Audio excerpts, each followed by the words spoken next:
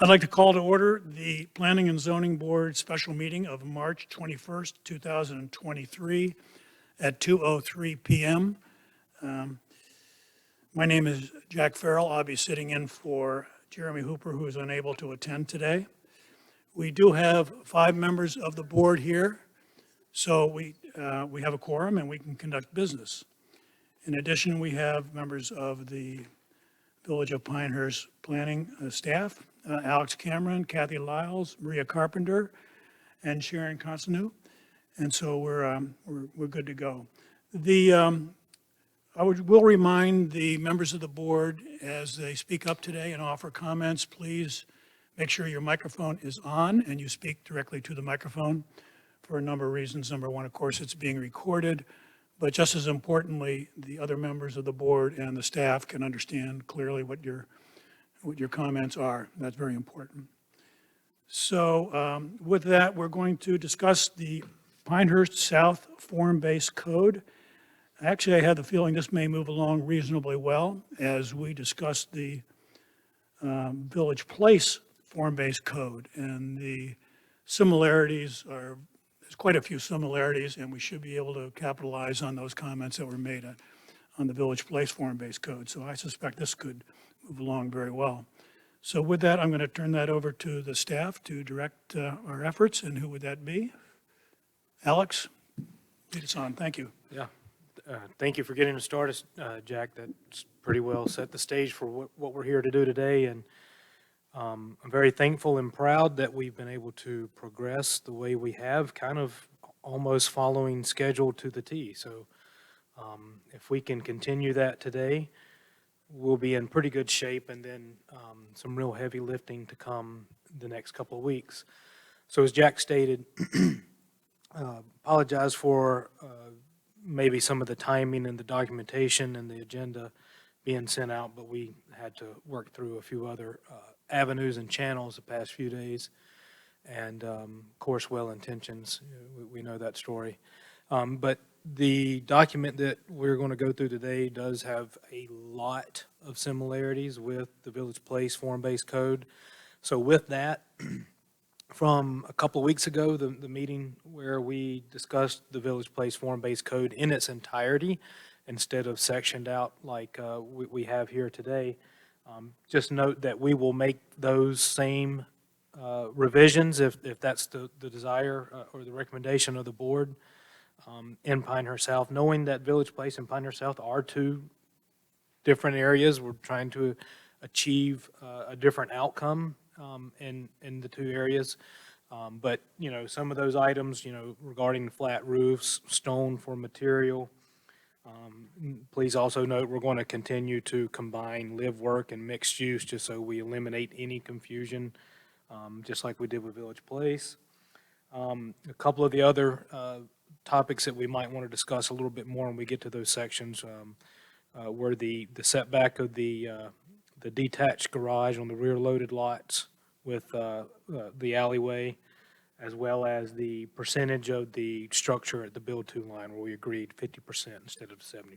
So those were some of the key and pretty much very minor revisions that we needed to make with the Village Place plan. So they will be incorporated with just a general head nod of the board if that's your recommendation for the Pinehurst South area as well.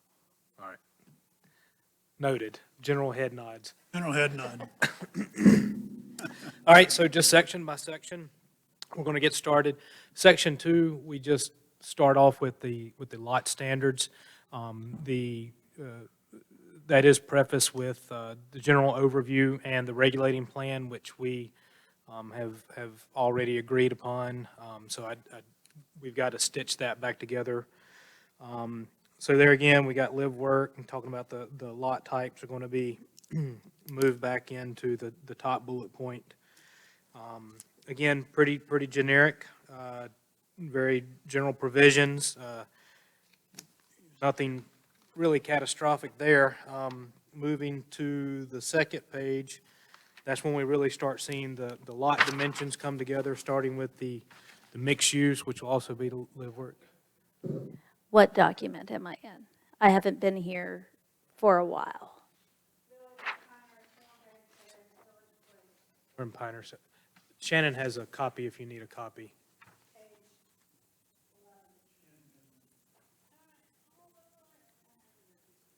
All right, thank you. All right, we're good to go. Yeah, we have you set. Thank you. It'll be the second page in that document, Jules, if we just. There has been Good. quite a bit of material here. You should see, on our way over here, even Kathy said, I don't even know which, because we have 45 versions stacked I up. know. We're ready to have a final and get rid of all those. We'll make sense out of drafts. it sooner or later. Maybe. All right, so again, we're following build two lines instead of the traditional setbacks. You have the lot widths minimum at 24 feet for the mid-block and 34 for the corner lot. This is probably a place to talk about parking on the rear. Yeah, I was going to bring that up eventually, as you could tell. So, again, noted throughout the document is the stall length for parking. It varies from 20 to 8, or 18 to 20, depending upon where you are in the document.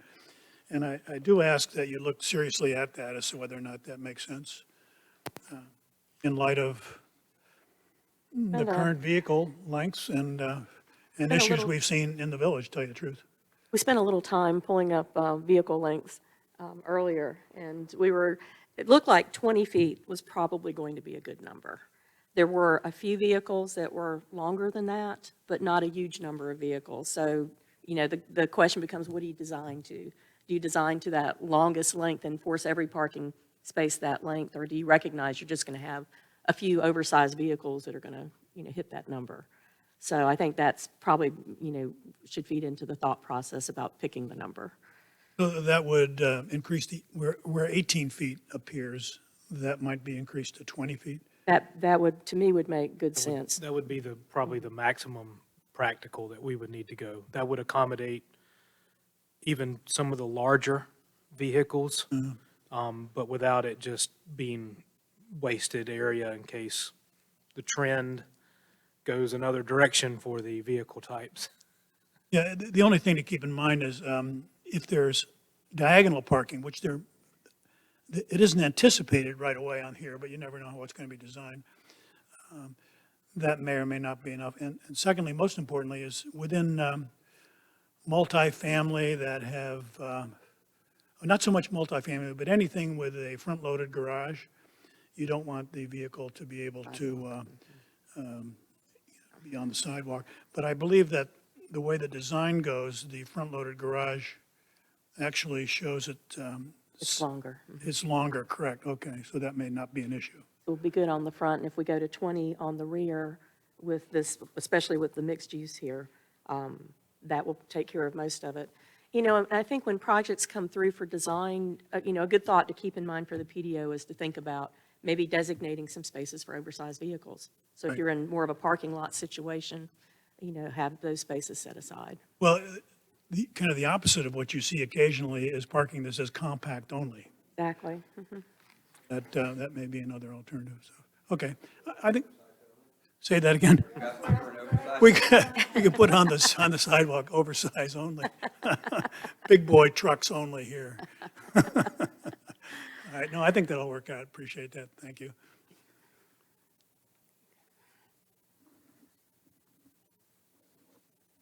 Other thing not in this, different from the Village Places, there's no active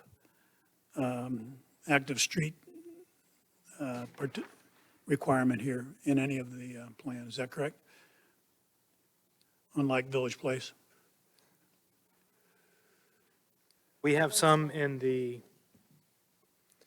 what we call the Pioneer South overlay area now, the Blake area, Dowd, Carter, Parker, some of those areas are activated frontage. But it doesn't show on the, maybe I missed something. Does It's on it the- show on the regulating plan, active frontage? I know you might not be able to see this far, but you can see the red there. Oh, there is some, okay. But a very, in scale, very, very small area. Yeah, proportionally quite low. Good. I'm going to ask you, would you be able to zoom in just so we till we can get both of the borders. That's just going to help me a little bit too. There we go. All right, so on to the next one. Here's something we need to consider because the next page, we do have different lot standards for the live work. So I don't know how combining these are going to work. Because that, having those minimum lot standards does then differentiate that. Wasn't the discussion that live work is really a subset of the mixed use? It, they are, but now we're calling out something separate with a separate dimension than the typical mixed use, which was the first page. So we're going to have to think about how we want to alter that. Because obviously it's a much smaller footprint. If live work were just taken out of the document and it became just, as we know, maybe just no more than a subset of mixed use, isn't that a more realistic alternative? And aren't I recalling at some point in our earlier conversation that live work meant that the same owner? Yeah, which seems a little unrealistic. We're not going to be able to regulate the user there like that, the owner occupied. Well,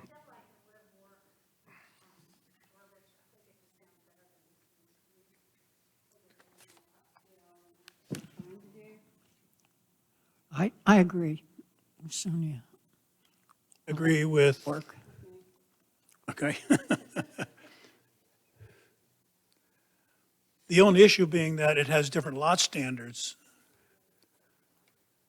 And if someone comes forward and you ask them, is this going to be a live work or a mixed use? Wouldn't they assume they would take the more liberal standards? a lot of code, it depends on how the code is written, but a lot of times you will take the most stringent.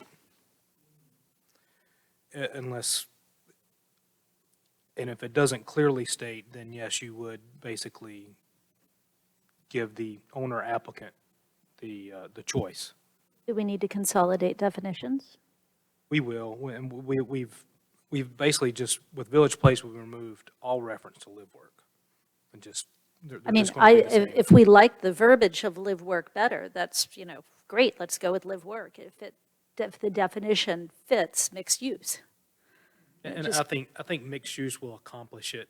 We'll be able to get the more desired outcome that you guys were referencing by the regulations that we'll put in.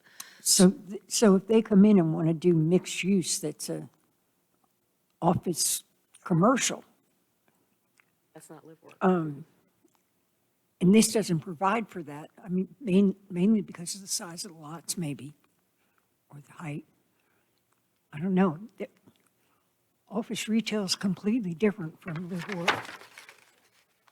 I mean, I like the definition. I think it adds something to the description of the area, but I question whether we need different standards. Yeah, and in looking at I'm comparing them too, because I can put them side by side. The dimensional standards really I think you're, pretty much the same. I mean, too. maybe I'm not getting it, but what we want is living space above a commercial space. Allow for we- it, but we- not dictate that it all have to be. So it would be kosher to have a law office above a bicycle shop? Mixed use, right? That's mixed use, yeah. And I hear what Louise and Sonia are saying their preference is having it actual residential above a commercial use, whether that's a law office or a bicycle shop, commercial use on first floor. Will we not, so then if we were to do that, then we would limit the ability for other uses to, It's So- a regulating plan issue is what it is. Yeah. You would specify where you really want your live work separate from where all other types of mixed use would be allowed. we were categorizing this as mixed use for long-term time, and then live work was recently introduced, right? Didn't we just start using that? I mean, couple months ago. then I- Relatively, yes. Yeah, so, I mean, I would contend that'd be, mixed use to me makes more sense. It's all more encompassing, right? It could be a living space, residence, it could be office space, it could be retail space. Maybe within a subparagraph of your mixed use, live, work is a category. Right. Retail and office is another category, however you want to frame it, but I think, Jules kind of was going down that road. If you, mixed use could be live, work, but live, work is not necessarily mixed use. Sure, agreed. And then the only thing that concerned me about the definition of live work, back when we were talking about it with Darren, was the idea that the person who lived above it was supposed to be the person who's the proprietor, and that seems ridiculous. How Never about be late for this? work. Well, you'd never, all 5 people who want to do that. I admit I'm biased to live work because I've seen it work in revitalizing areas and developing new areas, the buy-in to the community. But I just like that term, too. I mean, it describes us much better than mixed use. I agree with her, and I think that we would encourage people. Keep that on.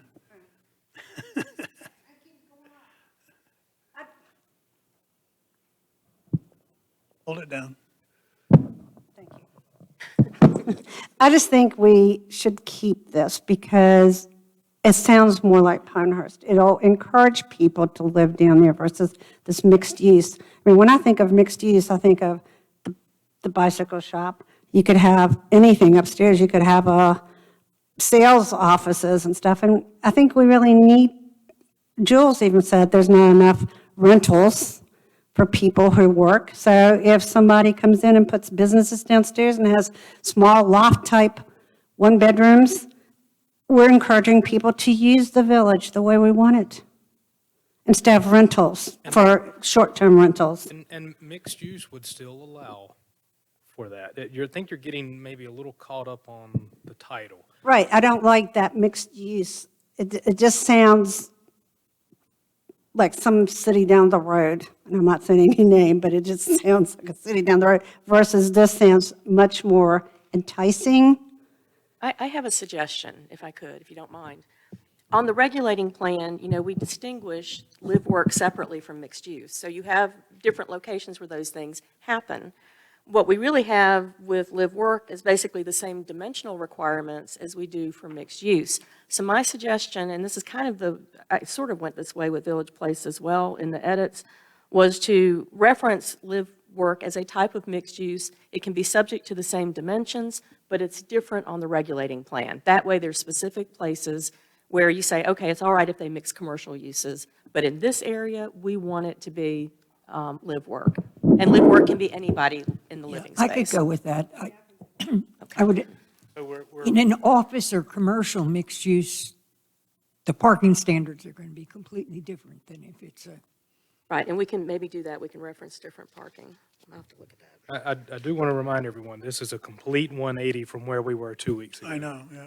And please tell me we don't have to When go we back were and when? undo those. Yeah, the previous quorum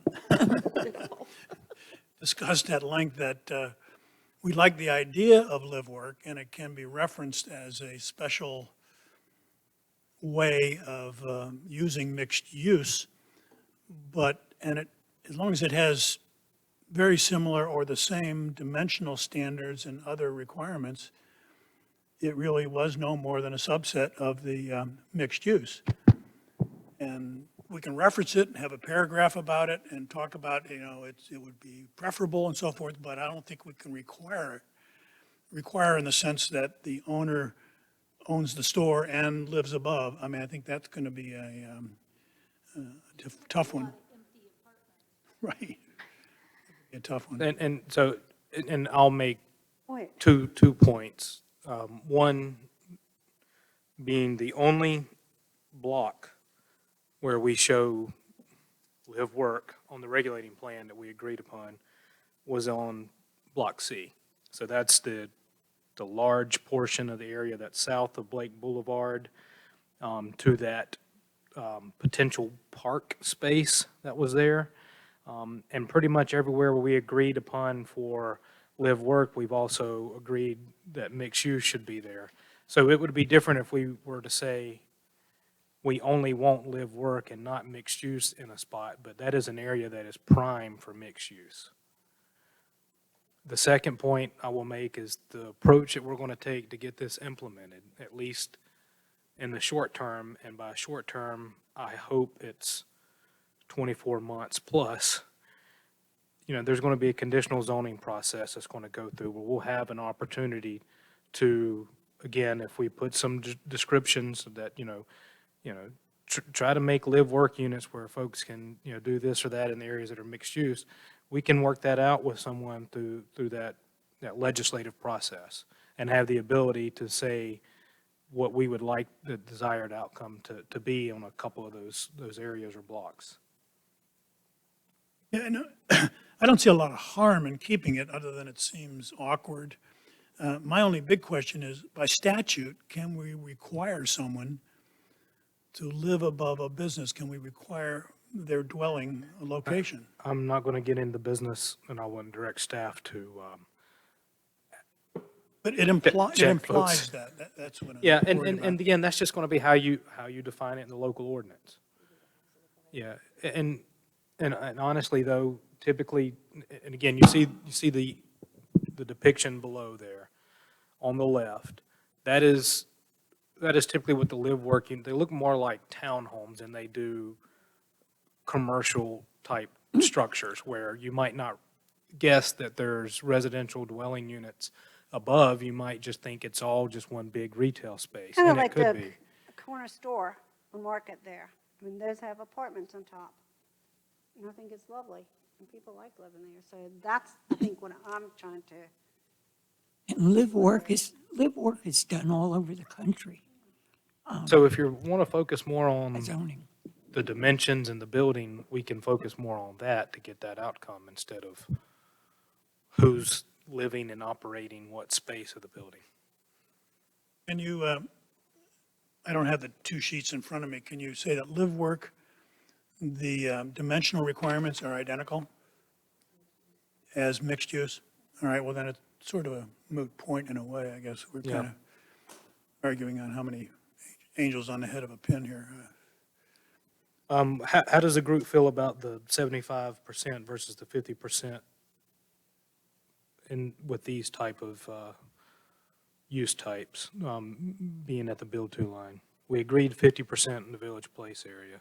Well, the 50% in particular, we were talking about the residential multifamily.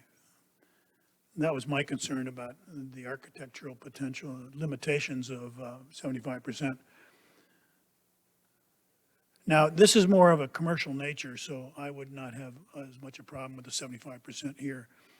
It was the residential multifamily where I felt that we were significantly restricting the design criteria at 75%. I think this picture is a good example. If this is kind of the look on the left side picture that you want to achieve, Yes. then yeah, using that 75% would be the way to Right. go. Mhm.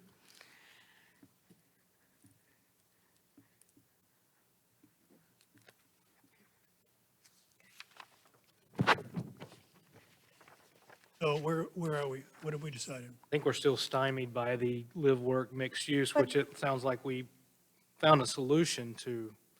I don't want that to impede our progress moving forward through the document, so maybe we can table that for now, knowing that it'll give staff the ability to see if there's a better way to differentiate between the two and still not have to worry about regulating who's occupying the space. And then we are ultimately going to be coming to the board on the 30th with a public hearing for a formal recommendation on this document anyway, where we would hope to have as good of an attendance as we can, or that'll be your incentive to be there at that meeting if you want to be part of the ultimate action with the group. Yeah, I don't think it's damaging to have one open issue. I mean, didn't Kathy have something? she What said we could- what I can do, I can kind of work up an example of what it would look like, and then we can talk about it. Because When we get ready to. Reference each other. live Mixed work use doesn't and- mean that the owner's going to live there. Have to, Most of the no. time, they rent Rent that it out. out. You know, so, I don't know. I And- think, Provides I it- think what Alex said is what we should do. If we do that and we have a different standard for live work, all that's going to do is allow for that option. It's not going to necessarily dictate it. Right. So it's just going to allow for it, which essentially we're allowing for it anyway by allowing mixed use. Right. Well, can you say, within the mixed use, area, district, there's a goal of 50% would be, subcategory of live work. Just establish that, as a, it's not firm, but that's kind of, the guidance is that people will be living, in this mixed-use area, bless you. That's something. Or we can wait until next week and we'll have a different opinion. No, I do Or you like could that say you designation. encourage it, therefore with a, With a goal. conditional zoning plan, Yeah. it might get a little bit It's better encouraged reception. that, yeah. Right. And it, again, it's only going to mean, there's not going to be a hard requirement there, but that does give leverage Yeah. through that legislative process. Whereas if you guys are still functioning as part of this board and someone's got an application on there, I'm going to be able to, and Maria and we'll be able to talk with these applicants and it's like, Louise and Sonia are going to really want some live work units here. You need to. It'll get a more favorable review. Sure.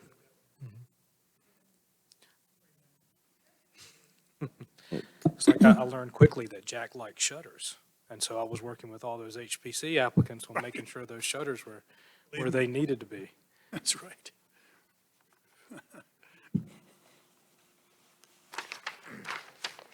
All right, so we're going to move on to our single-family attached, rear-loaded.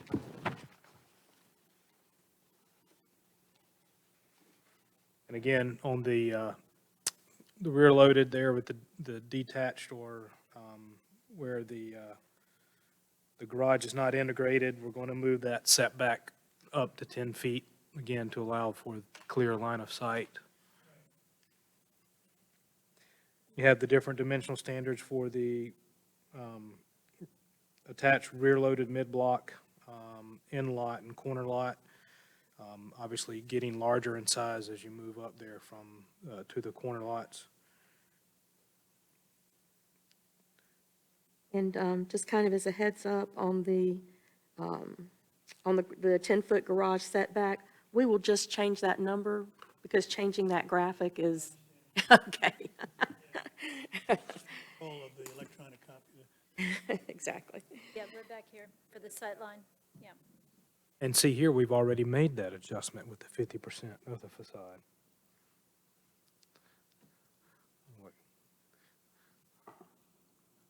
That's good. Awesome. Bouncing in and out of both. Could have been. Okay, all right. Single-family detached.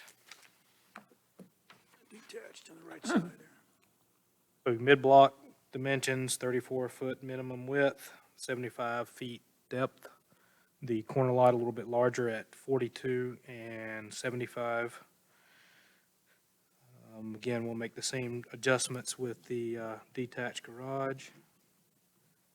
We're at 75% here.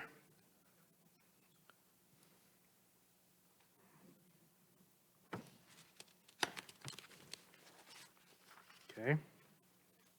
And again, just visualize the regulating plan. The only area where the single-family attached is allowed or provided for is on the west side of Highway 5, that area that's largely zoned multiple family now. The other residential areas are all single-family detached on the Right. east side. All right, our manor lots, these are our larger single-family detached lots.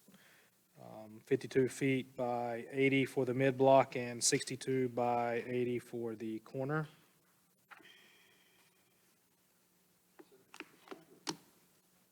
I go back, so that, just going back for the single family, that's a 34 by 75 is your minimum lot? That's for the cottage rear-loaded lots, yes. Just maybe running down a rabbit hole, but that's like 2,500 square foot. So how big is the house going to be? And a garage? That's got to be pretty small. It's like a closet. With the setbacks. I mean, is that It's for rhetorical? tiny houses. Rhetorical question here. Is that logical? And I'll turn my You know, mic. only the builder will tell you that, whether there's a demand or. And that's a minimum, that's not They could do what it bigger. has to be, yeah. And it's, you know, it's more affordable. So if they want to build something that's that narrow and that long, like I said, it's sort of like a shotgun, which they're doing in a lot of developments, mainly urban developments. So as long as that's a minimum, I don't have a problem. Well, the cottages that are they've just started construction, those are R5. I don't know how big those lots are. I don't recall. You remember reviewing those? And I think those were around 2,000 maximum, I think is what they were shooting for. Just quick math here on what the minimum would be is what, based on the, Setbacks? and the dimension there, you're talking 1,500 square feet for the principal dwelling there.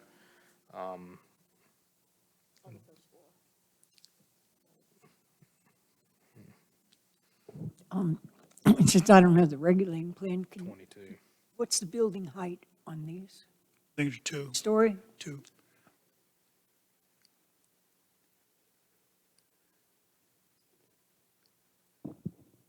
My 34 as well. Again, that's a minimum. To be fair,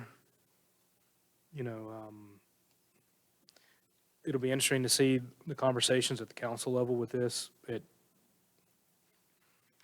Because this does allow for a different type of density than what would otherwise be allowed with Very much like an so. R5, Right, even 5,000 square R5, foot yeah. lot, so.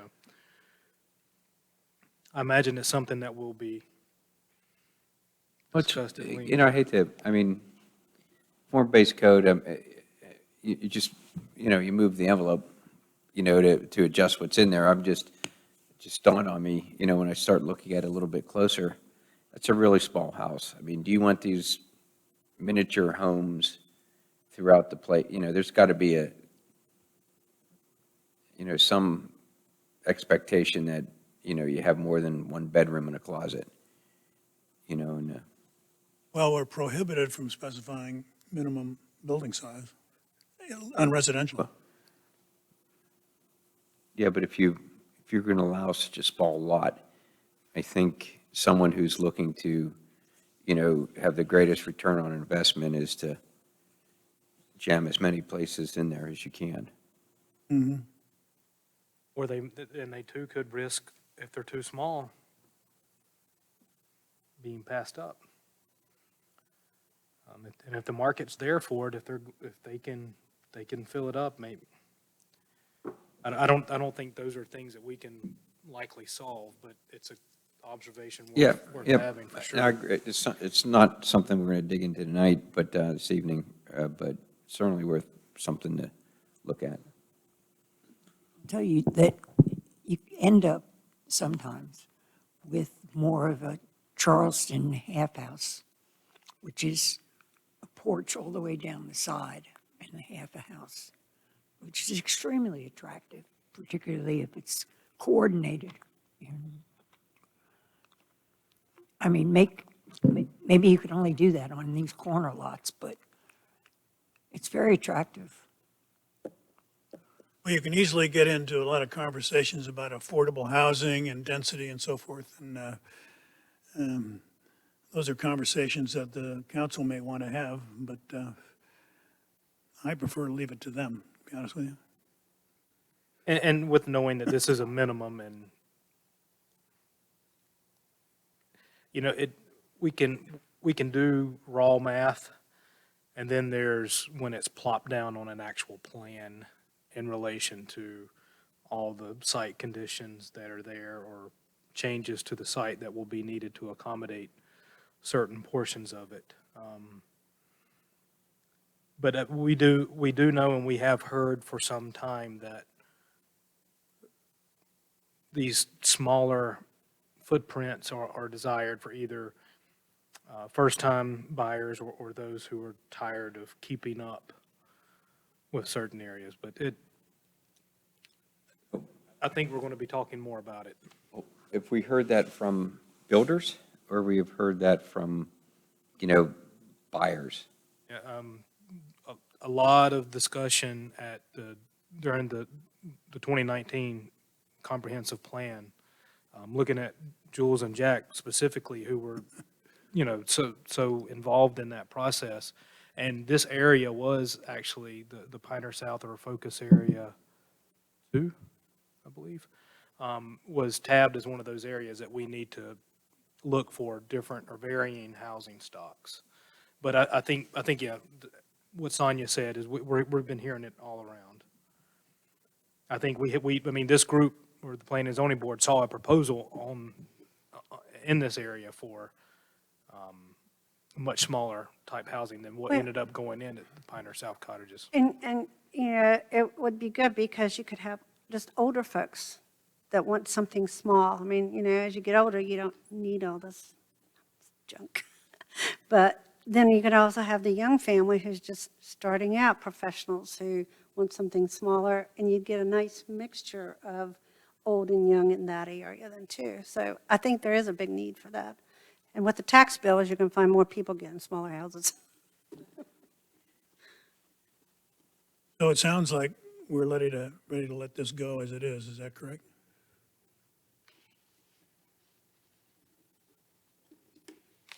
And I'm a fan of more round numbers anyway. I would like to see something other than 34 and 22 and, I don't know, give me 50 by 80 or 50 by 100. Math's just easier that way, sorry.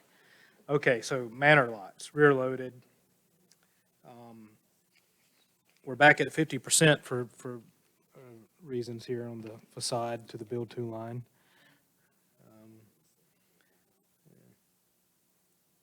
Again, these are larger, 52 by 80 and 62 by 80.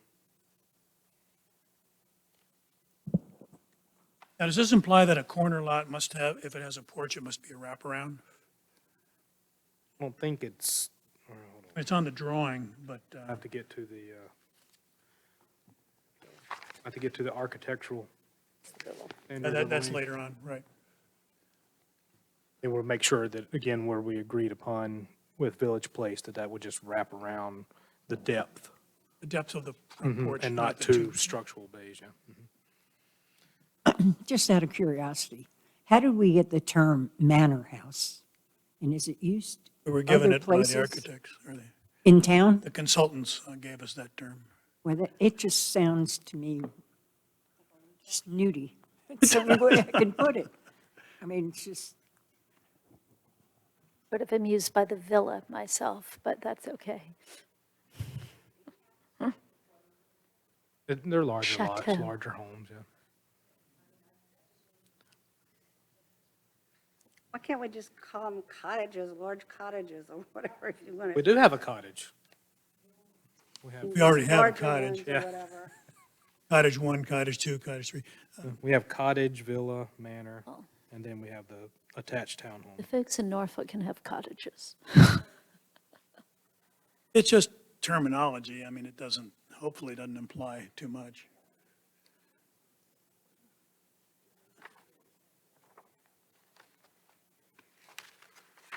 All right, on to the villa. Thank you for the segue in that. These are the integral lots, and mid and corner lots are at 72 by 80 or 100, and 82 by 80 to 100. These are think of these probably more like your typical, almost like a R10 type lot. Kind of our bread and butter. And this implies that front-loaded garage, in other words, street-facing garages are only permitted in this category, is that correct? According to the form-based code. Everything else is rear-loaded, I think. Okay? Okay, just want to make sure.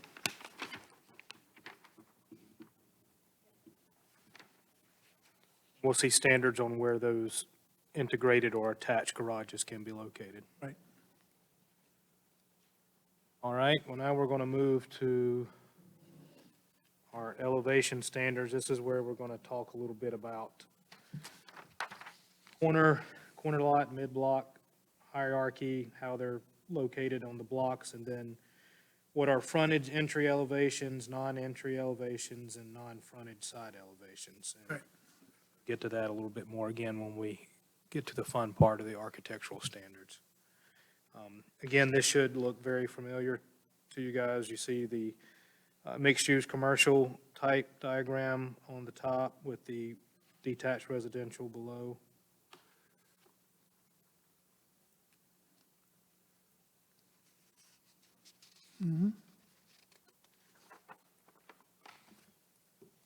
All right, next page, we're going to start talking a little bit about some of those, what those requirements are that the diagram helps you determine where they must go.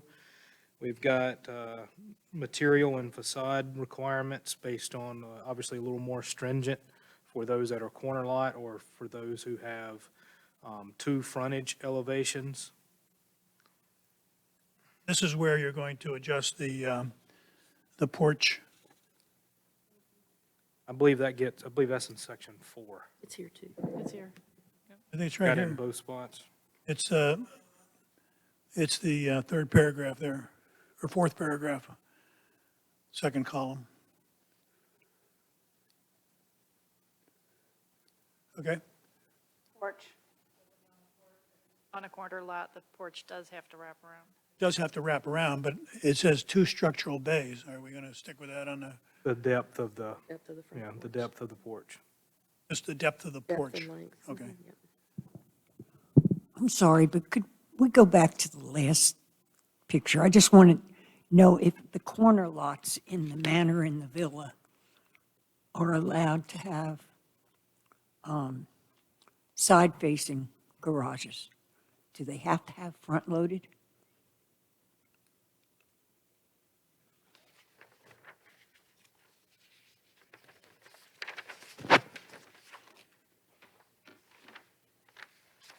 Or can we allow for side? Now, Luis brings up a good point. On a corner lot, can you have a side-facing garage? I just, I That's a have a good thing catch. about front-loaded garages, that's all. When they're not necessary. Yeah, that's a good catch. Wanna- There's access from a street, so it sounds like it could be either. So if you have a side-facing garage in a villa, let's look at this here. What would be the required setback for the garage? Same as front-loading, only it'd come from the side. It's no different on a corner lot, if somebody wanted to build a house like that. Now, I'm also wondering, in a related vein, since these are minimum frontages, if you had a wider frontage and could manage that turn, can you have a garage that is technically front-loaded from the street, but the door of the garage faces the side? Side entry. Yes, side entry is what I mean. I assume that would be fine.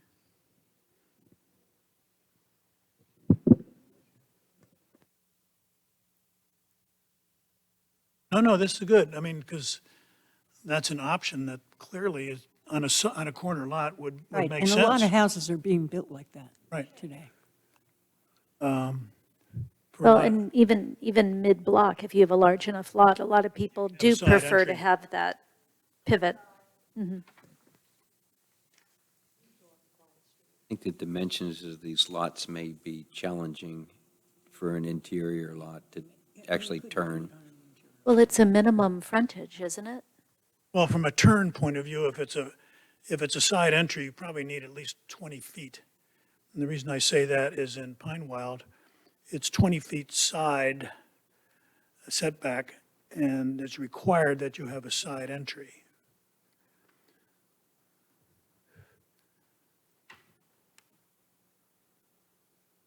Just using that as an example of the type of dimensional requirement you would need for a side entry, not a side facing. Right, but these are all minimums. Right.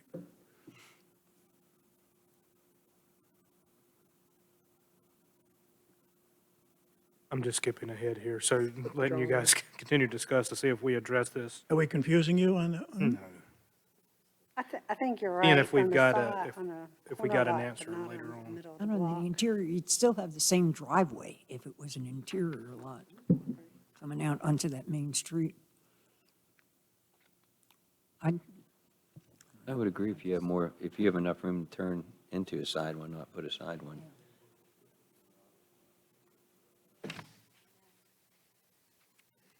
But I think we could flip, if you flip the building over and allowed for the side entry, I think we would interpret it that way. Yeah, if it doesn't prohibit it, Why don't we just specify that it's allowed?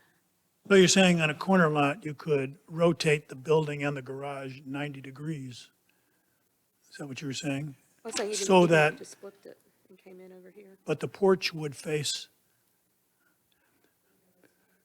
it's always tricky when you're on a corner lot, asking someone to say, what is your front? 'Cause and we I run think if into you this a show couple the, times. Do they have the option of defining what street they face on? What is their front, what is the front of their lot? it ultimately comes down to what the staff interpretation is based on what the ordinance says and what the definitions are, and, you know, and 911 addresses off of the access, right? and it's not all, so the address isn't going to be the determining factor. It's going to, because they're only going to address it based on where the driveway access is off, maybe not be the true front of the house. And of course, we're looking at this like all the lots that we're going to deal with are going to be this beautiful right angles and rectangles here. But I don't think that would be the intent necessarily. You kind of want to have some sort of that uniformity along that street, but you can, either which way you slice it, someone's going to not be lining up there. So if we specify that it's allowed to face, I mean, because there again, then you're still going to be a corner lot. Your side street's just going to be oriented differently. So this really comes down to, we're dealing with residential, in this case, detached, where we're treading in areas that they're a little tricky as far as architectural and design characteristics. So to what extent can this form-based code dictate and/or suggest strongly and give people a reason to deny and/or agree to certain designs? I'm a little concerned about that. I'm very concerned about that, and we haven't even gotten to Section 5 yet, which is the architectural standards, which are going to be heavy on the residential requirements. And even with the conditional zoning approach, you still have to, in order to have those type design requirements for those 1 and 2 family construction, there has to be consent. That is the beauty of the conditional zoning. Right. So, yeah, to Kathy's point, I think we just put some language in there that it's permitted, and we'll just have to Maybe- look at it Maybe, and, so we're encouraged and all those kinds of, like we want the live work. right. That may be the best we can do at this point in time. We think can't so. foresee every circumstance in every lot. And hopefully, in most cases, you're going to be dealing with one builder or developer, so that's not going to always be the case, but that's hopefully the case. I have another question out of curiosity. Are garages, whatever, detached garages allowed? The only reason I ask that is because all through the village, they are detached. not attached. I mean, could they take that garage on that villa lot and move it to the back or move it over and have a With a detached breezeway, garage? yeah. I'm not doing that to cause trouble. It's just the way the village is. Well, with a breezeway, it becomes a different type of dwelling. It becomes a,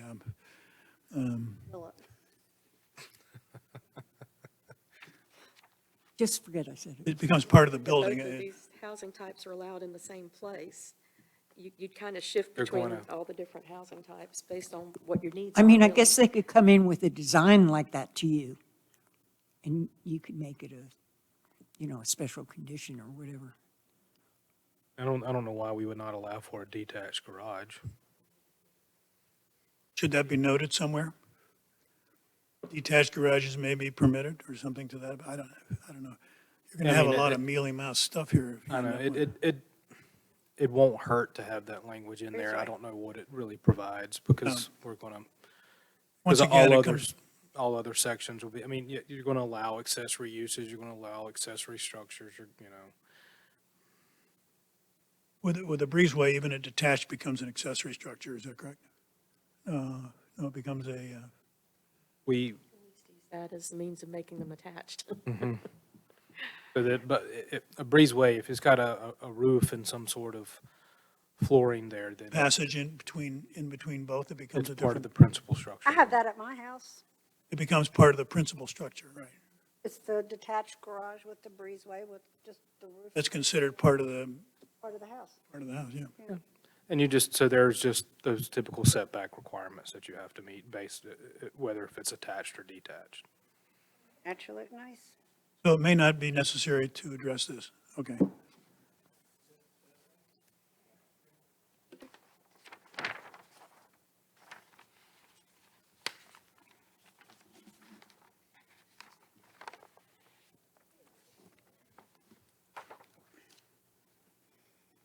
All right.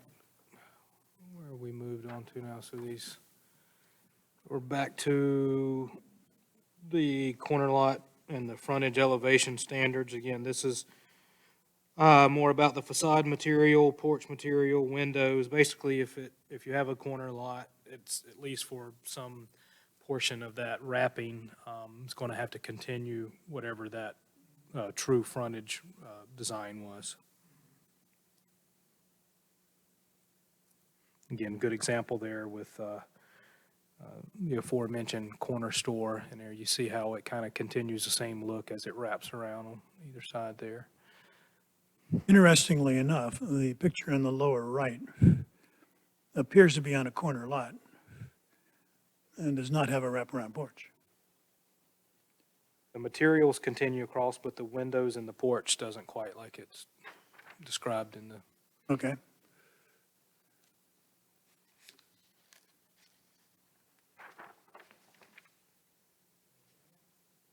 I think that's going to wrap up section 2. Few items to a little bit further detail on, but section 3, the street design. Again, you're not going to see a whole lot of differing standards than what we saw with Village Place. A lot of discussion, and some of the discussion with council regarding Village Place have been regarding the width of the paved surfaces, whether it be what type of streets or alleys they were. With knowing that emergency access requirements, where applicable, will have to meet the 20-foot paved all-weather surface width.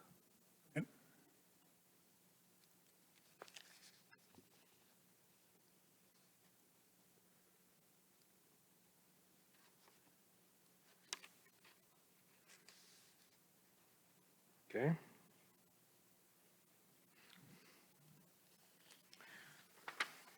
We'll move along.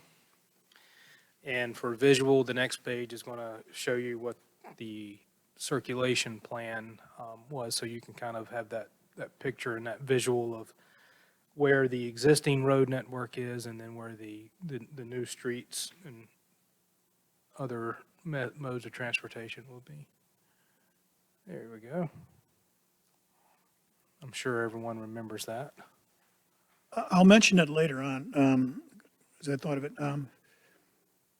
The village, when they reviewed the redo of Highway 5, which is planned, I think, to start after the 2024, which brings it all the way down to Blake Boulevard, had a discussion about incorporating sidewalks on the west side of NC 5, I believe between Gaines and Trotter, or maybe even beyond Gaines out towards the shopping center. And the village would, in fact, participate in that with NC 5, or with the redo. Do you recall that? Vaguely, yes. And so when we get to that, the reason I bring it up, because I thought of it now, is that we may or may not be showing a sidewalk on the other side of the street. The west side. I don't believe we're showing a sidewalk on the west side in this plan. Didn't we see something that it was on the east side and it ran along the Yeah, easement the of the railroad? shared pathway type Yeah. of thing, Shared yes. use path, yeah. But this was not that. This was just during the discussion of the DOT presentation to council on the Route 5 plan, which is pretty well designed, so to speak, and where it comes down to 3 lanes, but still they wanted to extend sidewalks and the village would participate, meaning we would pay, I assume, for the sidewalk on that side of the street. Participation. Participation, yeah. Follow the formula. Yeah, I just think that we want to, may remind ourselves with council when we get in front of them on that discussion. And hopefully by that point, there's, no pun intended, more concrete Understand. movement on where things are going. I think my understanding is, the last I had heard from property owners and those who have been in some of the meetings, is that they're at the right-of-way acquisition They are, phase. Yeah. they are, yep, So that, to your point, that means the plan is yep. pretty It's well mo- done. Yeah. Moving to some extent, yep. I think it just slid on the schedule when funding got tight, and so it bumped it down. Was it 2 years? Like we've been talking about it for five. In the 4 or SIP, 5. it's still, I think it still shows 2025, something like that, 2024, 2025. But I just want to put that in the notes while I thought of it, because I may forget it shortly. It's with the center lane? Is that a? That again? Is that a center lane? Turn. No, it was 3 lanes down to Blake, yes, and I believe there was a center lane. I have the plan somewhere, but not with me. Yeah, that's for sure. And it narrowed to 2 after that, of course. So the note we have in that plan now is coordinating with DOT for those planned improvements along Highway 5. So we Right. can So add that some may cover specificity. that. Yeah. Okay. Complete streets. We heard a lot about this during the comprehensive planning phase as well, too. It's allowing for, hopefully, that the ability to, again, it kind of getting back to the true intent of the form-based code, where you have that public realm there. We have that cross-section sort of detail there, travel lanes, parking, your planting zone, amenity zones, and sort of where your frontage is going to be. Obviously, hoping, especially in the Pinehurst South area, to allow for more integrated mobility within that area, so we're not all forced in one type or mode of transportation to move throughout the area. All right, I'm hearing we like complete streets, okay. You know, just one comment. With all the space there that you're allowing for, the vegetation, the sidewalks on both sides, I know there's those little signs for bikes. I mean, that's really not a bike lane. You're in a car lane, you know, a fraction of the weight and protection is on a bike. So I would probably say that's a car lane. I mean, was there any consideration to really do a dedicated bike lane? Do you remember back then? Yeah, I think if you go back to the proposed, was it circulation plan, I believe. If you look at it there, you're thinking, well, really where would that really work to have a true dedicated bike lane? And it's only going to be in that C block area again, potentially the area south there of Blake Boulevard and north of Olivia. So the speed limit's probably going to be 25 miles an hour through there too, so it should be fine. They shouldn't have to compete. I would say have too many issues. Yeah, these are really not through streets per se, so whether you need They're local. there are local lanes, there are local streets similar to local residential, so whether you need a dedicated bike lane is, I may be repeating myself from months before, but the greenway going up Beulah Hill, have we even tried to incorporate a bike lane in that? Because what seems to be really important is bringing this area into the rest of Pinehurst. Yeah, the true intent for that shared use path will be non-motorized, some bicycles are, Yeah, I don't, so Not golf walking carts. bikes, see, I don't agree with that. But if you don't That's- bring it into the village, then I think you limit, if you're stopping where at Blake Boulevard, obviously there's an obstacle called a railroad trestle, but,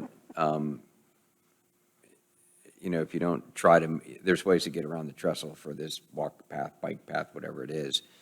You just cut the backside of the USGA golf house back there, and it's common within our, area to see that green path, whatever they call them, that cut through neighborhoods and business areas and everything else. I think where we you take talked, advance of The Greenway, you environmental mean? issues. yeah, I like think where we there's talked to the wetlands. USGA about the walkway behind there, remember? That did come up. But the connectivity seems to be one of the major themes in these plans. And having So- that ability to piggyback on some sort of, again, other mode of transportation, we can continue to work with the railroad on that allows for some other opportunity other than Highway 5, although you're still using the north-south, but Could divert them through the harness track. it is more than just the railroad. I mean, in theory, the village owning a major part of between the village and the resort owning the property between Monticello and the village, it is conceivable that a significant shared use path could be put on that property to the east of the railroad. Now, that would require pretty serious negotiation with the resort and the village and so forth, but hopefully someone will have the vision to consider that. the strategic opportunity that could be A made. strategic opportunity, right. You have a potential multimodal plan that'll be, And Alex is like, Strategic "Be quiet." opportunity. It will I be, think we'll have an opportunity to really look at this in the future. the intent is that, again, the develop a multimodal plan will be in the budget once again, along with a comprehensive update of the PDO. So you tell me which, Well, it's just something maybe we could put in the notes that that property that you were talking about, if someone comes forward with that the village would like to have some input in putting a trail there. and it's in the small Yeah, area maybe plan. Another course or something there, so we may want to put that into the It- notes that is something we, It's in the plan. It's in the plan that you guys recommended and village council acted on, that the shared use. But now, again, we're getting a little bit outside of, Exactly. It's This a little boundary. outside the form-based code, yeah. and again, we're kind of focused just on that dashed area here with this exercise. But My yes. fault, sorry. Well, I think we can add a little paragraph on the proposed circulation plan that just talks about upcoming improvements, along the rail corridor and the sidewalk without getting into detail. Okay. Truly, it may just be because it was placed in here to, one of the pages out of the small area plans, but why the shared use path isn't even designated or shown on the proposed circulation plan, I don't know why. So, we can. All right, our streetscape zones, again, this is just kind of giving you the, Name? what each of those mean, what a building zone, pedestrian zone, tree zone, parking, and travel lanes are. Again, should look very familiar. I think the only discussion that we've had on these are where's the public-private ownership and maintenance start and stop. Obviously, it's going to be public property versus the private property demarcation, wherever that is. All right.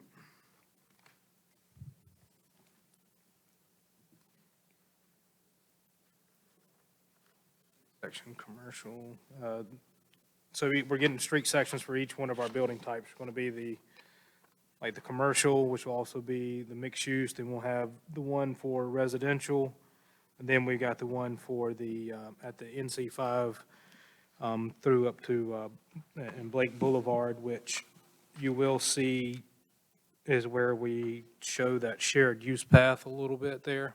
And I do note there actually is a sidewalk, assuming that's what it is, on the east side of, the west side of Route 5 there, headed to the south. So that's good. It actually extends to the north, around Trotter Hills. Now, where would it go? As those lots that are in the plan to the west, on this west side here, along that front along Trotters, those lots get developed as well. There'll be a sidewalk that will have to be installed along. Maybe I'm wrong here. On the right diagram, which is the proposed intersection, the upper left corner is Trotter Hills. And that shows a sidewalk running not just down Trotter Hills, but also headed north on Route 5. Okay, through there, yeah. Where would that go? To the railroad trestle, To the railroad trestle, right? and then you abruptly stop, you touch it and walk around, and walk back. Walk up to the cliff. Or you could be brave and thread that needle. Yeah. Well, you could have a crossover near the warehouses, Yeah. get just go behind the box the- USGA That's what we buildings. said to the Yeah. USGA, because I remember specifically pointing out that there needed to be a sidewalk going even to the little circle. Yeah. And then somebody said the village was paying for the sidewalk from the circle, and I said, why? If they're building, why aren't we requiring them to build the sidewalk? I suspect we're slightly outside of the Yeah, but that- subject matter. And that's on the other side of the highway. Right, that's not even, yeah, right. But you could kind of connect it. That's the whole point with the shared use path. And again, in what we were discussing, village and resort property that goes to the north, east of the trestle. So you can Yeah. multimodal plan. It's easy to plan all this with a person who doesn't have to pay for it, but, And- certainly it would be, it may be to put on the calendar a worthy discussion to really throw a map down and say, okay, when you look at your general traffic, I look at it as just a convenience. I mean, just spent too much time in Europe watching all the bikes go by, and, it's designed, it's convenient. If you build it, maybe they'll come. That's going to also lessen some of the traffic and parking issues too. 100% agree, along with pedestrian. The more you create pedestrian pathways, the more pedestrian you'll get. So it seems to me we've, It's like some of the places, where the multi-trails and stuff like that go along the railroad, I mean, a lot of them go nowhere, but when you look to the right or left of the road, there's people always on there. Oh, all you have to do is look at the towpath in Maryland, which, by the way, is gorgeous. So it's nice to walk along, or even along, going from Alexandria up into Arlington, along the airport pathway there. That's not so gorgeous, but you can't even walk Tons of there on the places. weekend without being annihilated by rollerbladers, People show up. You decrease the dependency on the automobile and people you're free. Well, and then if you would, let's just say the specific area here, going north, I mean, you're going to go past the Cradle. It's not that far to get to the Carolina, Carolina has the bikes out there. You can go all the way down to a different part of town, without getting in a car. Right, and even if you just look at the community off of Lake Hills Road, you're going to, that sidewalk would connect to them. So, That's a good point. We have a lot of our already existing neighborhoods there. And then again, of course, all this is in a flat, two-dimensional without taking into account all the site conditions and elevations and utilities and, which is what you have to start with the plan process is what are your existing conditions? What are your obstacles? Yada, yada. Okay. Good. So that sounds like this group is, maybe we'll prioritize the multimodal plan. After we get done with this, we won't have anything else to do. I know. There's not a rabbit hole we can't run down. We'll have plenty to do. Worry. Fortunately, me as well. Yeah.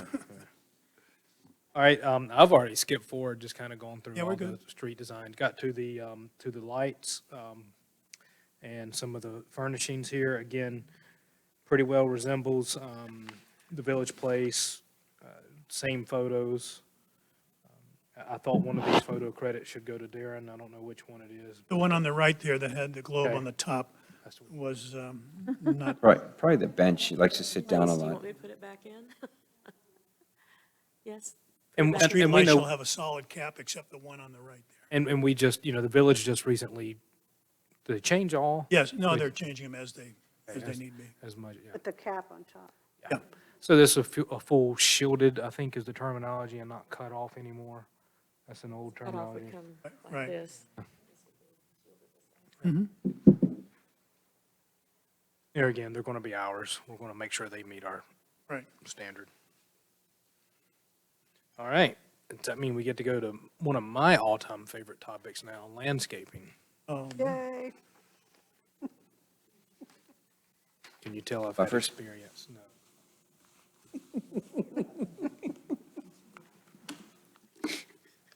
Always the last to get an approval and the last to get inspected and installed. But it can make or break the look. Sure can. Okay. I don't even know the last time I looked at the landscaping standards. I'll let Kathy and Darren have that one. Well, I mean, I think we were all okay with the 8%, right? So that was one of our magic numbers there. Nice round number. And then with the landscape, we talked about, when we were talking about Village Place, about using the landscape list from Right, Here. and that's Go as well. correct. Which is far and above what we currently have for the better all around. Now, this map on your proposed open space and pedestrian network, if I miss anything, just let me know. I mean, this does show the shared use path on this particular sheet. Say And that we have again? the sidewalks on this sheet as well, so the ones that we've been talking about. The only pedestrian network not shown on here, I believe, wasn't there supposed to be a connection? Or is that the connection between the cottages and that to-be-named road?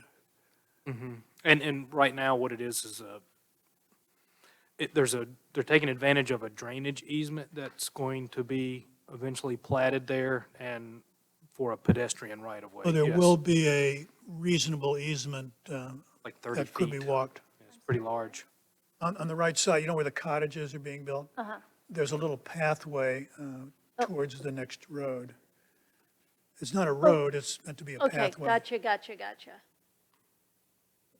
So obviously, we were going through, beginning the early stages of this exercise when the Pioneer South Cottages subdivision in that area was coming through. So we were able to work with them to get again, way on the elevation and just right where the words "the cottages" are, is going to be where the detention basin is going to be.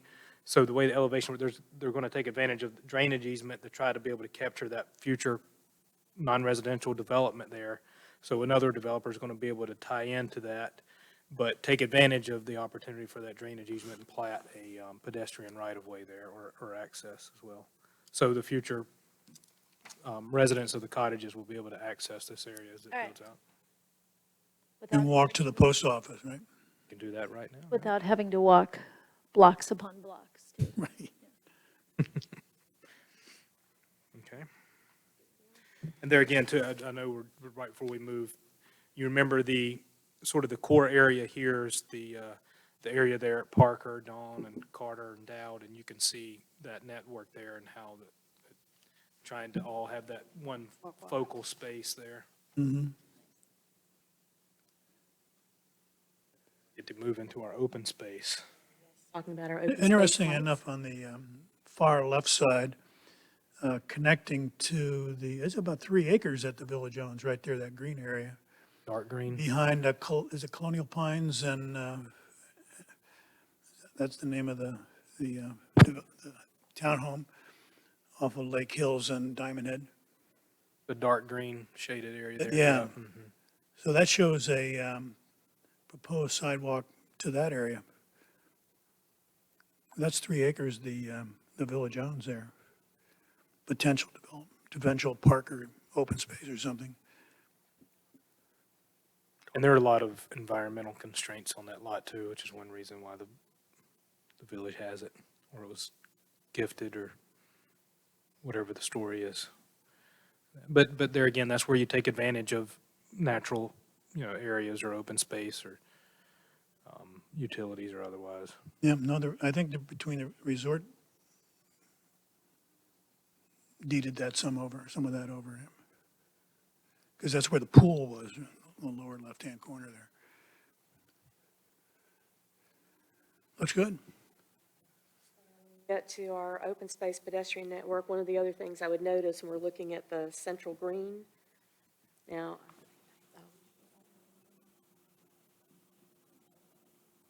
that one. If you look at this one, you can see, let me flip to my own drawing here. I can't see that far.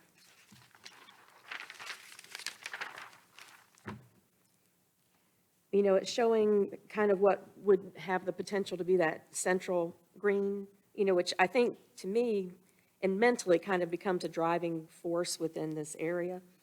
We converted that one block over, that's the green proposed park open space that's just above Arnett Street. So that one has the potential to be, housing as well. But I just wanted to bring it to everybody's attention because, I think that's where you do need to think about your live work, your green space, and how that potential area gets used.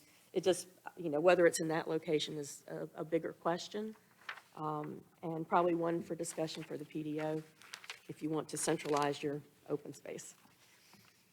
And in some cases, it may not make sense that it be quote-unquote centralized, which gives that opportunity. Not everything will be. But if you're going to have a large space, then you want it where everybody can get to it.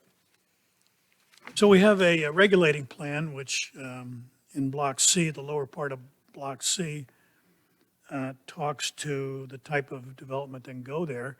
And yet we have this, which talks to a large central open space. Right, and so, that map really is illustrative. So, that open space literally could go anywhere. It's just saying it could be this big area. I think what they were trying to show is that you need a big block of land to be that central green. To really make provide it what work. the vision was for that. Which again will be the beautiful part about the conditional zoning is be able to try to say, we wanted something like this, bring us something like this. Maybe it doesn't have to be specifically right here, but give us something like that. And again, it seems like it was eons ago, but when the idea of this was first discussed with village council and going back with meetings and discussions with the consultant, this really took off and this really morphed into what we have here that could be some sort of real amenity to the future residents, to future patrons of the businesses, the workers in the offices or other R&D type golf-related industry work there, where it has an exercise component, it has right, like on page 37, they show the community gardens, they show the walkways through it, you've got your pavilion. So there's a lot of activity that really can happen in there. And interconnected again to hopefully other areas. You could get on the shared use path and head up to the club or to the trestle and turn around. And when you're thinking about it too, as projects come before you, you may have developers that bring you the right piece where you can get this size of amenity, but you might not, in which case then payment in lieu for open space and recreation becomes critical so you can identify your own space where it should be. And the only other option to this would be to just show this as a completely down zone it to a public Public space, conservation type, yeah. What's that, about 10 acres or so? I mean, just kind of guessing, if cottages was 30 acres, that's at least a third or more. I mean, so it's going to be something that's, park means a lot of things. So this would be like a wooded area where there's variety of clear areas for activities. It I'd could say it was be about 5 or 6 acres. if you want that wooded feel to it, right. I think when you get to this particular point where you're identifying what will happen in that open space, I think then there'll be a lot of input and give and take on it. So, everybody can get a really good picture of what it could be. I think this helps if you're talking with, if you've got a project to review and you're defaulting back to your plan to see if it's consistent, then it gives you something to interact with them about. They've given you a lot of information on it. And the other, Which is the most leverage you can have to make this aspirational vision happen is to actually get control of the property. Buy it and build it. and they'll Without come. that, it is aspirational. and that's why I think payment in lieu could be very important.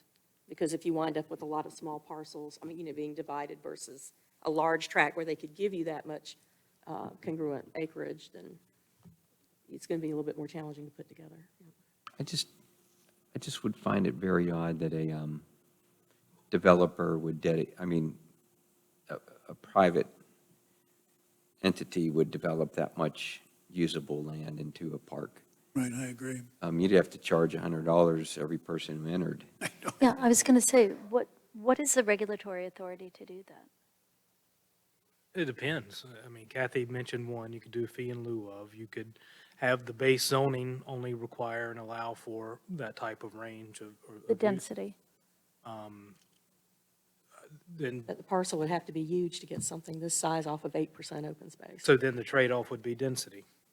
Allow for greater density, other ways to kind of somewhat make up Well, we for. already just talked about some of the lot sizes. I don't know how much smaller you could get. True. And two, you'll see this area to the south, and this is probably something that we need to revisit. The call out there at the bottom right says single-family attached residential. Well, you know what? That's not what the approved small area plan preferred and the regulating plan has now shown. That's changed since the development of this park concept based on council input, because council has decided, single-family detached in this area. So you're losing even more density. So we probably do need to, we're not going to be able to change that image, but I don't know if we can alter the text on that.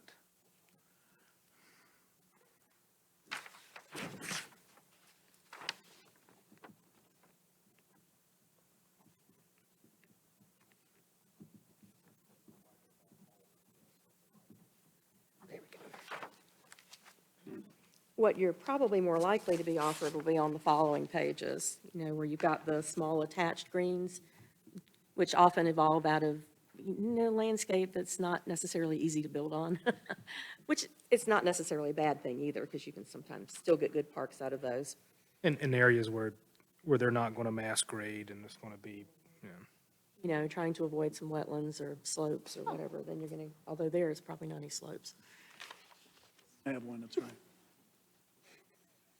Got a couple of examples of those.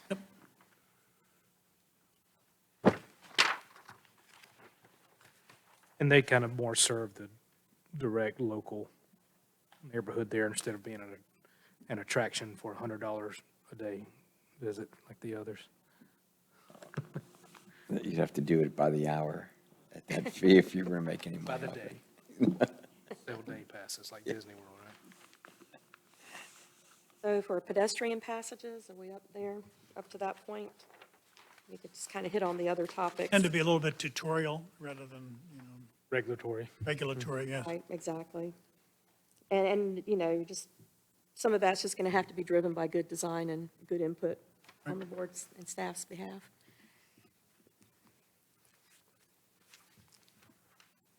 And we got some good examples just down the hill here of this type of natural areas and access and walks and bridges. So we also have a plaza listed, which is going to work, you know, in a more footpath-friendly area where you've got a lot of walking traffic. So unless somebody's really got comments on this section, No, I you mean, know, we can just kind of move on. we moved through these pretty quickly also during the Village Place, and it's identical, I think, pretty much. And there are plant listers in there, or streetscaping, Sorry. which takes us to the really fun part, Are, architecture. are we at the part where everyone's been waiting for now? Oh, yes.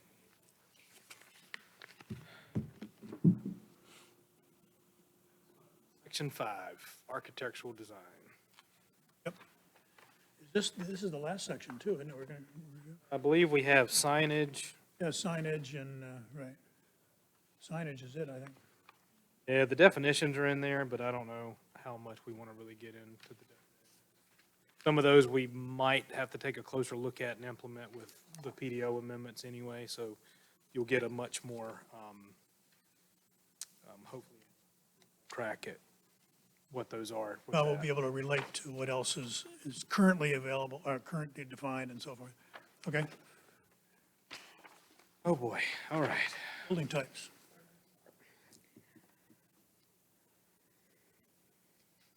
All right, so again, architectural design is, we're going to talk about walls, materials, designs as far as porches, bays, decks, location of those, roofs, a lot of talk about that, doors, windows, and then sort of, again, some of that area in that quote-unquote public realm, landscaped area, amenity areas, things like that in front.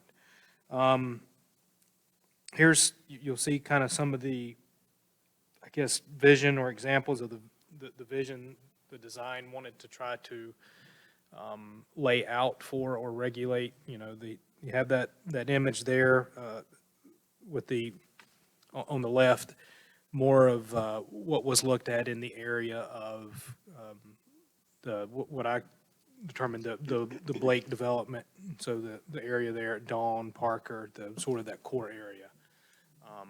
You may remember some of those renderings from the small area plan. And then the depiction on the right, we've heard a lot about something similar to the Turnberry Woods type office development that's in our neighboring jurisdiction there. So again, that's for retail, the smaller retail footprint, you know, kind of desired outcome, or there on the left. For the standalone office, something like the image there on the right.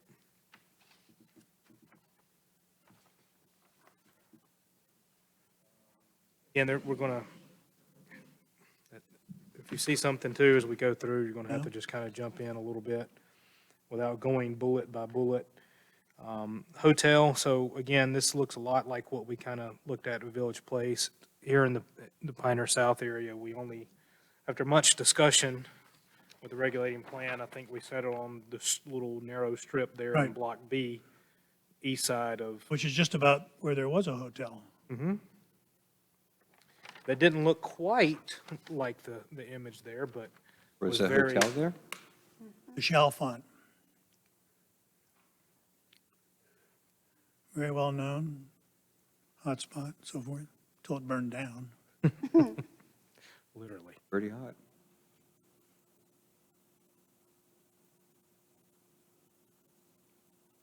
Good. You know, a lot of talk about the mix of materials too, the stronger or the heavier weighted is going to be below the lighter weighted on top. So if you're using more than one design material. See some of our very own areas there in Market Square. Again, some more of the the desired look of the mixed use, so not quite the exact same depiction of what we want to see happen like we did with Village Place, but obviously some similarities, and not that we would not allow anything like that.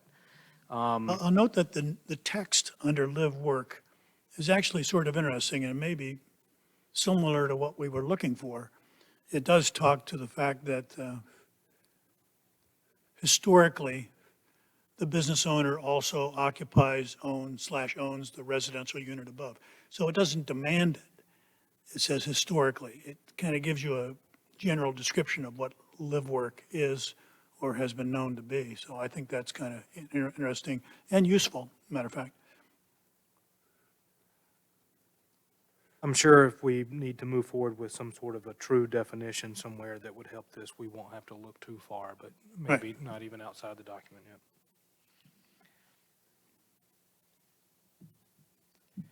Okay, starting to get the same sense that we did when we went through this section with Village Place. Yeah, Staff was doing all the talking and And the everyone two else was. things, two things to pay attention a to. lot of nodding hopefully going on, yeah. Flat roofs and stone. Don't forget, flat roofs and stone. Yeah. All right, so general provisions for our commercial mixed-use building types, now that we're kind of out of the very generic type, setting the stage language. Now we're getting more into the hard requirements. My only comment's going to be on flat roofs here again, particularly within the residential descriptions. They are mentioned, as you might know, okay? Flat roofs and residential. Now, the commercial might warrant more discussion. And that's a little different animal. Yeah. And, you know, when I was working on some of the edits on the other document, you know, flat roofs and stone pop up everywhere. So, you know, being able to make sure we pick up on all of the possible permutations and uses of these two things is kind of important. I think the discussion on stone had to do with stone facades on buildings, particularly in Village Place, where we were trying to make it compatible or with the current village downtown, and stone may not work, whereas in Pinehurst South, stone may be appropriate as it's not, So, it's not next to, our downtown. It's a slightly different area. And when we talk about, and I hate to bring up the other document, but it would help a lot to know, we're talking about the facade. You know, it shows up in, you know, the foundation materials, the wall, the lintels, and the cornices. So, Foundation clearly is no problem. I would agree. foundation is still good, everything else, no. Is that correct? Well, that was in Village Place now. Right, but I'm asking just She- because I'm trying to finalize those Okay, edits too. that was my impression, that we felt stone may not work, particularly since manufactured stone is very common nowadays, thin stone, veneer stone, and that wouldn't really be compatible with the downtown. You wouldn't feel like you entered a whole different century, as Right. far as building style. But if we come into this area, then we're going to be okay with stone. My opinion, I Kind don't of know about anywhere? anyone else. We're good? They can bring it to us. If we don't like it, then it can be a Yeah, discussion with then. knowing there'll be some sort of level of a rendering that they're going to have to come forth, and maybe we'll know it when we see it, or Yeah, that's good. And then on the flat roofs, just to kind of get a feel for it, they're not preferred on commercial. But, you know, there's a lot of discussion in the document on parapets on the front of the buildings to visually restrict any view of the mechanical equipment or Right, other things that could be right. on the top. In this particular area, do you want any of the commercial space to have a potential rooftop, you know, dining? Well, that was the bar, other thing. It those was types of the things. terraces on the rooftop and potential Exactly. use of rooftops for activity. I'll just use that general term. garden. I'm have not, anything. All kinds of things, yeah. and leave it to people to think about that. I No, don't we know. What do you didn't think? like that in the village. Right. No, no. So, Seemed but in this area, inappropriate. would you want it? Here, I don't know. Maybe. I think it's a different context, I believe. Right, I Yeah. agree. So if we leave those references in here, then that can be something the council can weigh in on. Right. If they have a strong Yeah. feeling about it. Okay.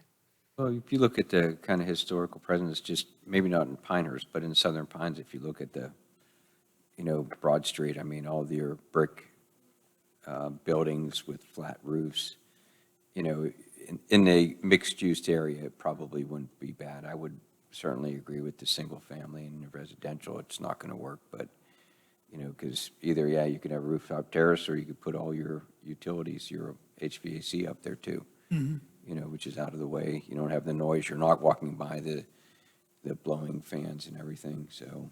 You know, and I think we all think about the places we've been where we've got the row homes, there is a flat roof.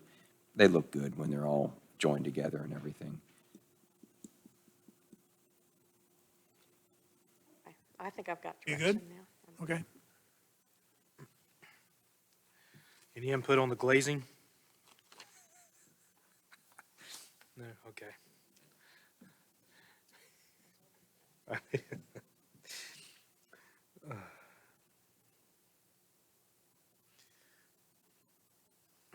All right. Satellite dishes, if it's okay, we'll strike that paragraph. It's really just not very relevant anymore.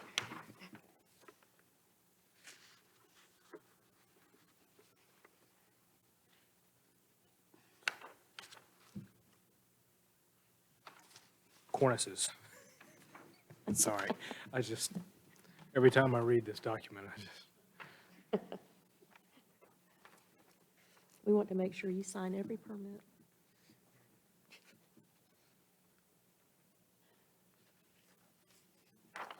and I mean,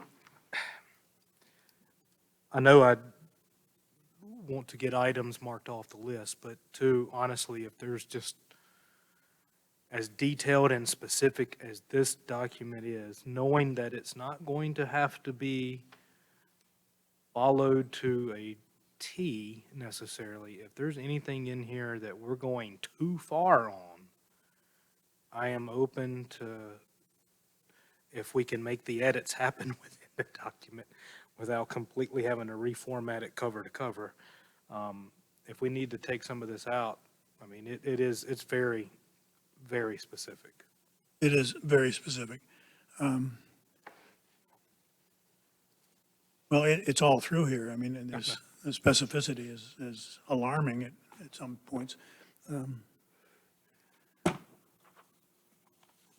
But wouldn't you rather have that and then, Be able to go open Right. rather than, right, than having to argue that, no, that's not. so you have the ammunition should you choose to exercise it.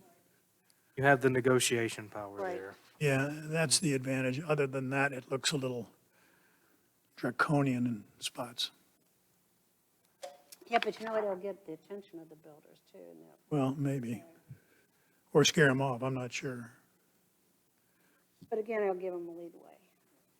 And I would wager that architects that,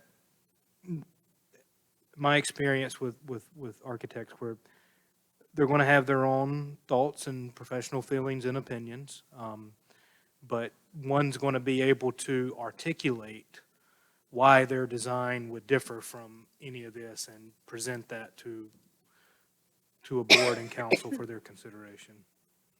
Well, the reality is throughout the document, it really expresses the opinion of the architectural firm that we hired, which isn't bad because you get a consistent view throughout the various sections. And so we're sort of buying into that, and we bought into that. But is it ours? That's what we would have to. That's correct.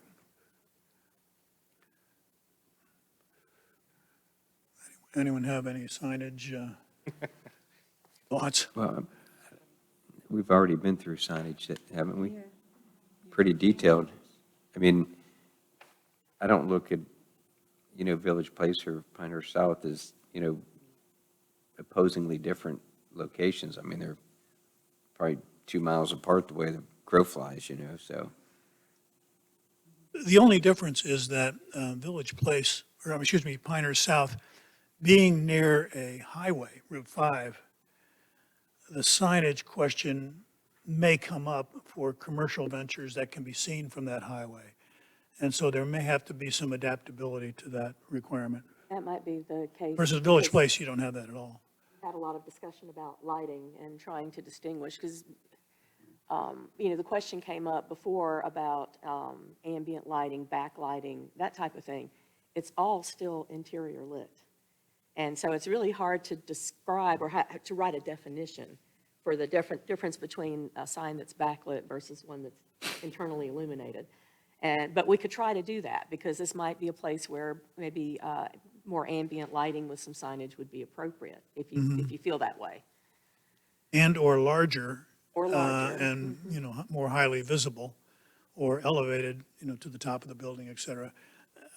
Who knows? But like I said, its proximity to a highway says that possibly you may get a different signage requirement. Well, it goes back to the areas that we talked about last week too, B, F, and G. They're right along the highway. Everything else is going to be insulated by those three areas. But That do was our you, dumping ground for things we didn't like. but do we really want to open a door about bigger lighted, whatever signs? Well- I mean, there are lots of shopping areas that have the, nice, could be like the Pinehurst design with lights where people can see them, but I just don't think we need big commercial.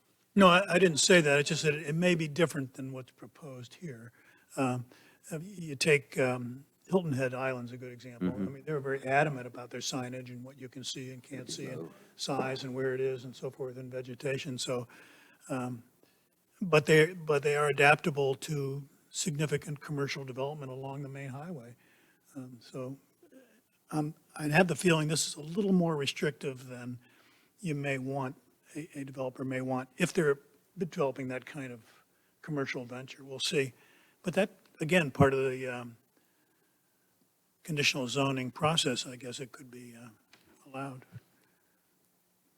And I would think we would maybe want to fall back on our current sign standards anyway that we have, which through the conditional zoning process allows for the potential for up to, I don't know, it was a 50% increase, I believe, maybe. That's what we did for. Resort, yeah. Okay, that may be the answer there. And a lot of this, the signage section, the signage design section here is more about, I think a lot of that is about the public wayfinding type signage, other than some of the identification sign, like the Yeah, I saw monument that, yeah. signage that you see. Now, the architectural standards like this up on the screen is more about, here's a location that you need to place it on the building, instead of the dimensional criteria and things like that, the materials that the sign should be made out of.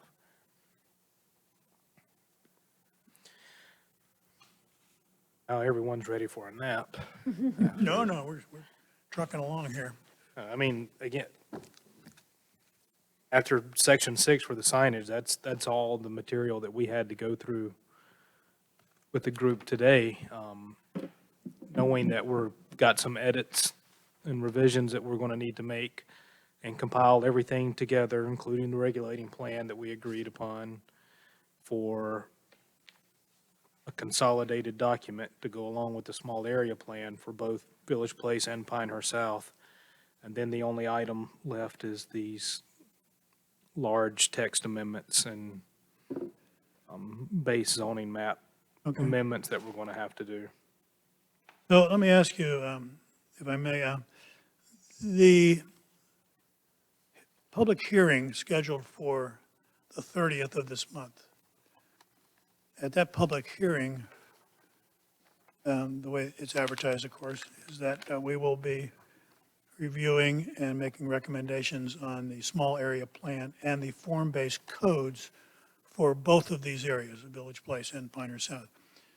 Are we close to having all the material we need for that public hearing? I think Village Place, other than maybe some removal of stone, if we can. Oh, some edit of the text, okay. Yeah, It's pretty much done.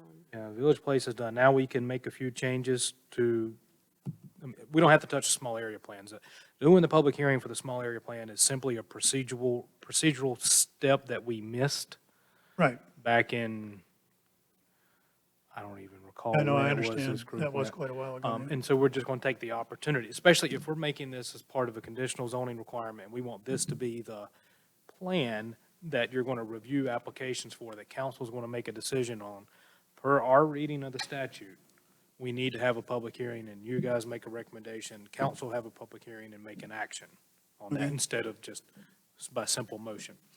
So the critical elements obviously are and I'll use Pinehurst South, we have the regulating plan, right? We have the form-based code, and those are the only two items that will be part of this public hearing for Pinehurst South. Is that correct? Those are going to be the main components as far we're- as regulations. We will not, the public hearing will not be on the use table, or will it? No. Okay, that's where I was going. So it will not be on the use table, nor it will be on the text that needs to be in the PDO to implement this.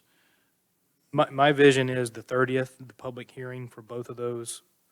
And I would hope then the recommendation would go very quickly because it's documents that this board is now extremely familiar with. One, you've already basically given a green light to. The other is just compiling everything based on our discussions and knowing that we didn't go through any real significant criteria today. We've already really addressed everything within Village Place. So those should go very quickly, and if we have the opportunity for time, use some of that to finish up discussions and reviews on the PDO amendments that we hope to get you guys next week. So are we, quote, done with the review of the Pinehurst South form-based code? I feel confident in this discussion, what Okay, changes no, I we feel need to make. comfortable Something too. making a change. I mean, or we should can drill into this forever, apparently, so. And with knowing, and I know I've used this a lot, but, and this usually, and you can ask my wife, usually, and maybe some of my staff, maybe not all of them, would tell you that I usually don't say I'm okay with the 90th percentile. I want more. But knowing that we're going the conditional zoning route and we got there's some leeway there, and knowing that we're going to have some time implementing this before we can truly evaluate it and make better suggestions to address it, and to get this moratorium off of us, we can live with what we've worked on thus far. Okay. So you Knowing have, that it's always going to be a living document. We're going to find issues, we're going to find problems, and we're going to have to identify those and act appropriately. I think there's more here than what's needed for you to achieve the character, the environment that you're trying to get. I mean, it's way more. You could have had 5 pages and been done with this. well, there's a lot of tutorial embedded in this, which is, you could make the case that tutorial could be elsewhere, not necessarily in the form-based code itself, because you have to sort of wade your way through the tutorial to get to the regulatory part. I usually like to cut to the chase myself. Yeah. So I get it. So what do we have to accomplish then on the 29th prior to the 30th? That is when I hope to have documentation and some sort of red line, strike through, addition, deletion format of the PDO. So what our use table that, we just went through with Pinehurst South, we've already agreed upon with Village Place, the dimensional table, how we're going to write the language for 2 brand-new districts, Village Place and Pinehurst South form-based district with blocks that are going to tell you what those uses are, and then how it set forth the requirement for conditional zoning, and what you're supposed to consider in making a recommendation or an action on the conditional zoning in those areas, and what other sections we don't trip ourselves into conflicts with, or saying, you look only here for this type of reviews for these areas, but then you still go to these other sections for those. And also, if you got an existing building or structure there, and you're just needing to do some minor alterations, it doesn't trigger that full requirement. But if you're redeveloping, if you're starting from scratch, then that's when so that's what we're really got to hammer through the next. This will be a whole different thought process than we've been working on. So have you accomplished, are we in good shape on the form-based code, you think? You're okay? Tell you in 2 years. What's that? You'll tell me I'll in a tell you year. later. You'll tell me next year, is that what you're saying? You'll come in here on the 29th, right? Yeah. Yes, the next meeting is scheduled for March 29th at 4 PM, is that correct? I think we're done with our 2 o'clock starts now, yeah. Hey, look, Although I these have on 2 my o'clock calendar starts are very 4. What, productive. Well, I have on my calendar reminder that Thursday is at 2 o'clock, Thursday, the the 30th. the 30th at 2 o'clock, that is the public hearing. The day before, the 29th, Yep, I have that as a 2 o'clock as well. At 2? Yeah, on Okay. Thursday, 2 the o'clock on the 30th. 30th, yes, that's Yeah, correct. so, Ninth. But the next meeting is scheduled, a special meeting, again, on March 29th, the day before, at 4 o'clock. And to my knowledge, we had responses that indicate we probably will have a quorum. Is that correct? Good, okay. What's our number for that, Shannon? You can just do this. 29th is 5. Perfect. That is excellent, yeah, good. Just enough, just barely enough. 29th is Wednesday, just barely enough Wednesday. Well, But the good part is, it seems strange, but yet at the same time, you get a different group that reviewed a form-based code, which is almost similar, and you got their opinions, and now you have a few different people. So you're getting a wide variety of opinions on almost the same thing, just about everybody on the Whether you board, that's want good. it or not. we asked for it, didn't we? Whether you like it or not, right? hypo Jack, we'll just continue to move. Well, just the fact that we're able to get a quorum already now, we had one mishap, but that's okay. And, you know, I mean, this group has really put in an effort, and I know we appreciate it, and I hope everyone else appreciates it. And I also know that I set a very aggressive schedule, even though it was potential in a draft schedule. I know how aggressive it is, and I know what my inbox is when I get back to the office after these meetings. Right. So I hesitate to say this, but I would just, if some of this has to be moved back a little bit, I'm okay with that, but we know we have a May deadline of moratorium expiring and a June deadline of a moratorium But expiring. I'd like to make sure the work product is correct. I mean, Without the moratorium's sacrificing too important and the much. deadline's important, but the work product is the most important And, thing. and again, these documents, the small area plans and the form-based code, the small area plans are a vision and a goal, right? The form-based code gets a little bit more descriptive and some requirements, and it sets forth the regulating plan with the use types, building types, things like that. So we're starting to dial it in. Where we can't sacrifice anything is going to be in those PDO amendments. That's where we really have to be careful. Right, That's where my concern is at this point. good. Is Well, village that's fair. council going to be on top of all this and follow what we're trying to do, or are we going to get this again? We'll find out. I'll tell you in a month. So similar to like I did with Planning and Zoning Board, and one council member last week asked, and it was, when I heard it, I thought, why haven't I already done this?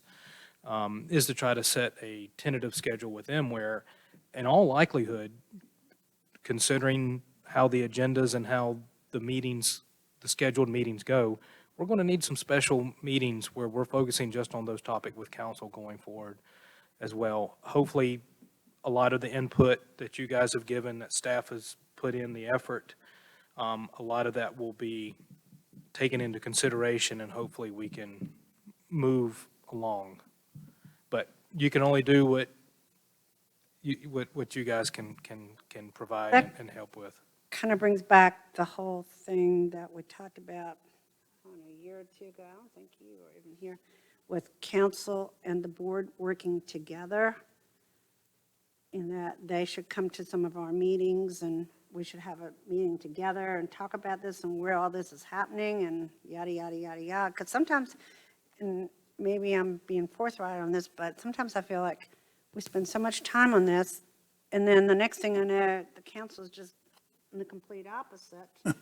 And I think that needs to be brought out. I mean, I'm sorry if that's a sensitive topic, but it needs to be addressed, because I sort of feel like we're sitting here hours and hours and hours and days, and then you open the newspaper, if you didn't go to the meeting, and it's the complete opposite. So I No, think we no, you're need, right, Sonia. I mean, lots of times we discuss things ad infinitum, apparently, and really thrash them through pretty hard, and then it appears that they cover the same ground again. You know, it's like, wait a minute. And you're going to run that risk. We run that risk with a lot of our agenda items too, so I understand that concern. I would share it with you, but I would also, you guys, as a member of the Planning and Zoning Board, you are appointed by the Village Council. However, that does not preclude you from being able to have conversations. I just think it would look better to the residents too, if the council and, yeah, we're more united. Exactly, you just, yeah. All right. Well, are there any other subjects or matters that need to be brought before the board? One last thing, I think you may have said it, but come the 30th, as we try to wrap this up, are we voting on the 2 area plans and 2 form-based code and say, okay, this is done, go around the room, everyone vote? Okay, it's as per with the changes that we've mentioned. Is there an expectation that we'll get this and we're supposed to read word for word of all the documents before the 30th, or? You're certainly welcome to, but you do not have to. Thank you for that. But are you just going to? Also, you're also expecting that I'm going to do the same. So can I ask you? If you do it, I won't have to.